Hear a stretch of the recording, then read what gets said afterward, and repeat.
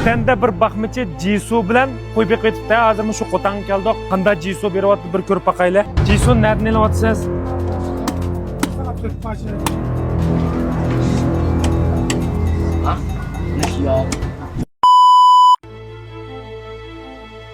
Ishlan taqab qo'yib bo'davatga o'xshaydi bu qo'yni.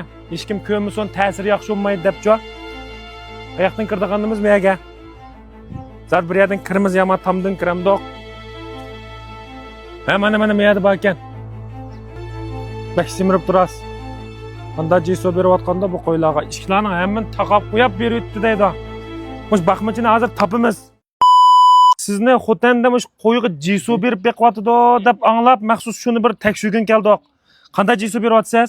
Jisu bermeklik ya. Ha?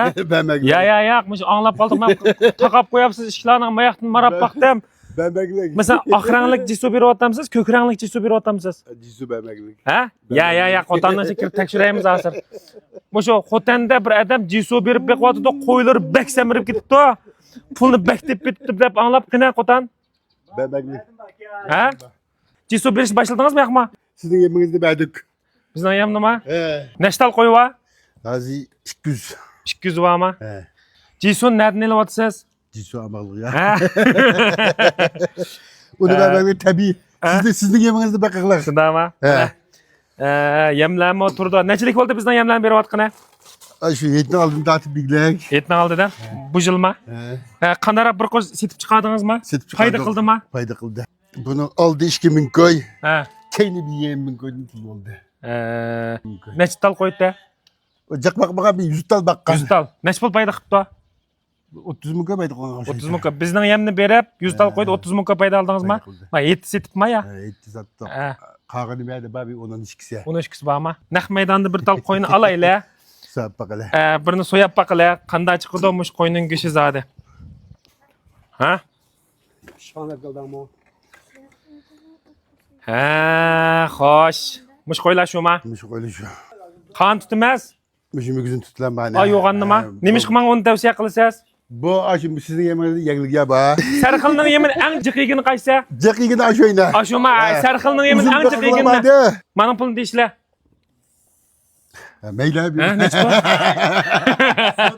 Kilo deshamdoq, turqiq deshamdoq. Ne bozu bu livito? Ha? Ne boza? Mayli, sizlar qanday deysiz shunda killa. Kilosi necha puldan qilmas? Achta jinga chiqanlamsa, jingdan turib deyishlar. May yemdi cho desa, qo'g'lar maylishib ketmaydi. He, ayndayken. Emilette 67 kilo 9 kilo. 8 gün boğandı. 8 kunda 5 kilo qitilibdimi? Müşine ulan bizi tüp tartkan mı? Enaqma rasga qo'landaymi? 3 kilo 900. 3 kilo 900. 7-8 gramdan qitilibdi. Men naq shu iliq ustixon yo'g'inab, hammeri ustixon to'shab, toza samraydigan vaqtda mava. He. Demak, ma qo'yna so'yimiz hozir. Kuniga 700 gramdan 800 gramdan mana mushi yemni berib, mana sarxilninki qizilni. He, müşik kızıl. Ha, mushi yemni berib, mana kuniga 700 gramdan 800 gramdan qitilibdi. Ma oldingi bosqichninki qarang, oqsili yuqori. Anandan keyin bayatımı çaqçaqma qilib qo'ydik. Mushu zavodlarning yemini Jisu ekan. Anandan keyin mushning doğru qadidi ekan, u ekan, bu ekan degan gap nayt ko'pkancho. Go'sht iste'mol qilgan iste'molchilarda. Bu mava bularmi bizning sarxilning yemi boshqa yemni yo'qmidoq. Biz o'zimiz yalaymiz. Mush yemning o'zini qo'yadigan, qalaydigan yemni. Men. Qaranglar.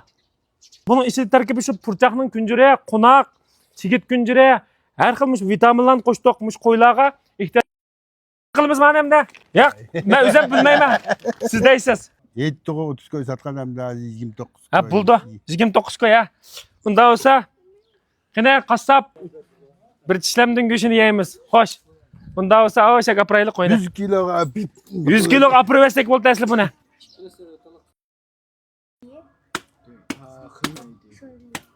Unda olib qolib qolsam, bir qo'yni 4 ga pachildik. Pachilab hozir mushu qo'yni Xotandagi eng ilg'or kishilar bilan ta'min etamiz. Zodi qanday bo'ladi ha? Mush go'shtni naq maydon yeyotgan jarayonlarni. Unda o'z diqqatinglar keng qismda bo'lsin.